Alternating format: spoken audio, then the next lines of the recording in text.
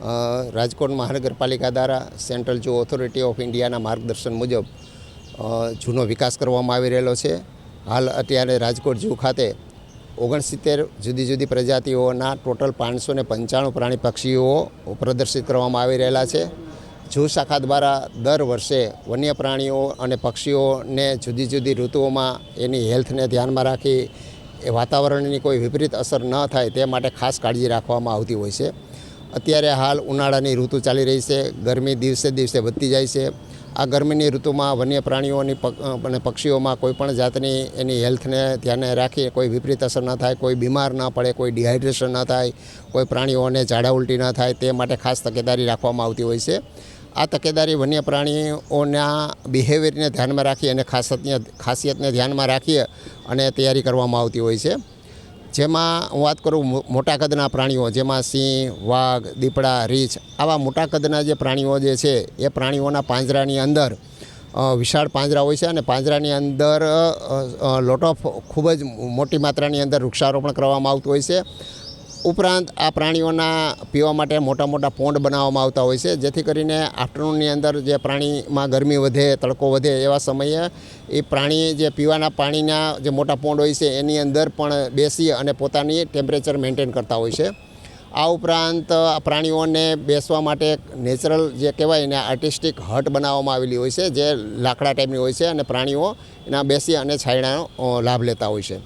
આ મોટા કદના પ્રાણીઓના જે છે રાત્રેના સમયે નાઇટ શેલ્ટરની અંદર રાખતા હોય છે અને નાઇટ શેલ્ટરની અંદર ખાસ અમે પંખા અને કુલરની પણ વ્યવસ્થા કરવામાં આવેલી હોય છે।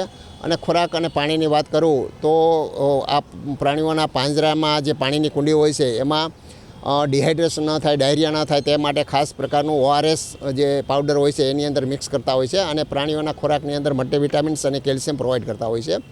હું નાના કદના પ્રાણીની વાત કરું જેમાં વાઇલ્ડ ડોગ છે, વુલ્ફ છે, ફોક્સ છે, શિયાળ છે, આવા નાના કદના પ્રાણીઓને પિંજરાની અંદર ખાસ પ્રકારની ગુફા બનાવવામાં આવતી હોય છે। એ ખૂબ તડકાની અંદર ગુફામાં બેસી અને પોતાનું ટેમ્પરેચર મેન્ટેન કરતા હોય છે। હું વાંદરાની પ્રાઇમેટ્સની વાત કરું તો આ વાંદરા કુળના જે જુદા જુદા રસસ macaque, bonnet macaque, common langur જે છે આવા જે ફ્રૂટ ખાતા પ્રાણીઓ જે છે, રીંછ છે, આવા ફ્રૂટ ખાતા પ્રાણીઓને અમે ખાસ પ્રકારના ડીપ ફ્રીજની અંદર એના ફ્રૂટના ટુકડાની અંદર આઈસ મોલ્ડ કરી અને ફ્રૂટ કેન્ડીના રૂપમાં બપોરના સમયે આપતા હોય છે, જેથી કરીને પ્રાણીઓ જે છે એ ફ્રૂટ કેન્ડી ખાય અને એન્જોય કરતા હોય છે અને પોતાનું ટેમ્પરેચર મેન્ટેન કરતા હોય છે। અને આવી એક્ટિવિટી જ્યારે પ્રાણીઓ ખાતા હોય ત્યારે મુલાકાતીઓ જોઈને પણ એ ખૂબ જ હર્ષ અનુભવતા હોય છે। હું પક્ષીઓની વાત કરું તો પક્ષીઓ જે છે એના પિંજરા જે જનરલી મોટા એનું ટોપ્સ હોય છે ઢાંકેલું હોય છે। આ પિંજરાના પક્ષીઓના પાંજરાના જે ટોપ છે એને ગ્રીન નેટ અને ઘાસથી ઢાંકી અને એને છાંયડાની વ્યવસ્થા કરતા હોય છે અને સાથે સાથે પક્ષીઓના પાંજરાની અંદર ફોગર સિસ્ટમ લગાવી અને સતત ફોગરનો ઉપયોગ કરતા હોય છે, એટલે પ્રાણીઓને આજુબાજુ વાતાવરણ જે છે એ ઠંડુ રહેતું હોય છે અને જે ઝાડ છે એને પણ પાણી મળતું હોય છે। આવા તમામ પ્રાણી પક્ષીઓના પાણી પીવાના પાણીની અંદર ORS મિક્સ કરવામાં આવતું હોય છે, મલ્ટીવિટામિન્સ પણ મિક્સ કરવામાં આવતું હોય છે। બીજી હું ઉનાળાની વાત કરું, ખોરાકના જે બિહેવિયરની અંદર પણ ચેન્જ જોવા મળતો હોય છે। જે મોટા કદના પ્રાણીઓ જે છે, માંસાહારી પ્રાણીઓ જે છે એના ખોરાકની અંદર ખૂબ ટેમ્પરેચર વધારે હોય, ગરમી હોય ત્યારે 10% જેવો એના ખોરાકમાં ઘટાડો થતો હોય છે।